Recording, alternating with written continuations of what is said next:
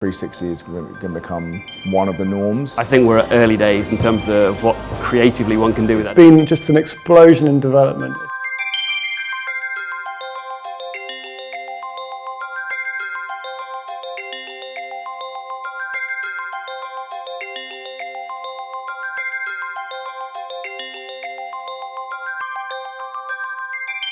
I was looking at the globe, started spinning, and that's when everything changed and became Havana. And then I think at the same time the fan came on, which is really cool. So that's like a real life element mixing with the VR. Literally feel like I'm right in a room. There's no kind of time lag or anything or any distortion. It's very good quality. Brands should be using VR and 360 video because it's this incredible new way to express themselves.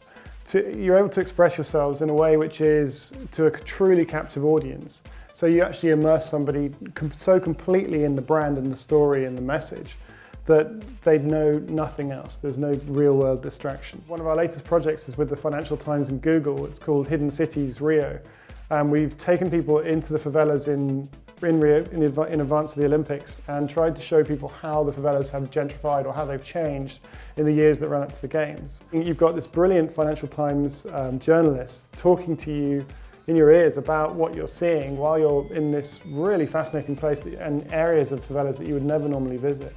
At one point we take a drone up over a favela called Providencial, and we had to have special permission from local kind of drug laws to actually allow us to fly the drone there. And the way that the FT is going to use this in the campaign is they've printed out over 30,000 Google cardboards, beautifully branded with kind of a picturesque Rio cityscape on the front of them. And those will be posted out to FT subscribers. They'll be handed out at train stations, at shopping malls all over the UK.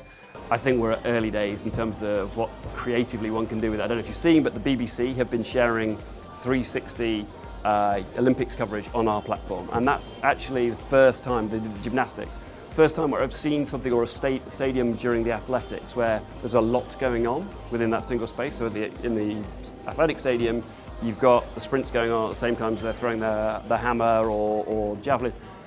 And as a consumer watching that, where you can actually walk around, and that actually is the first time I've begun to see there is a piece of content that is genuinely enhanced from being able to watch it in 360. There's a bit of a revolution happening at the moment around 3D 360 footage with cameras such as this, which is a Nokia Ozo. And we're one of the partners, Nokia's partners, utilising this camera, which has sort of changed the game a little bit in terms of how we shoot 360 content, because it acts like one camera, whereas previously we were shooting with 7, 6, 14 GoPros. They all needed to be cared for on the shoot. Some might overheat, the batteries might die, some might fill up quicker than others. This acts like one camera. And it also allows us to have a live preview of what we're shooting. Currently working on something which is going live very soon for a well-known beauty brand. The footage we shot using the Ozo is of the world's most famous model. So we're pretty sure that when that goes live, it's going to get a lot of eyeballs looking at it.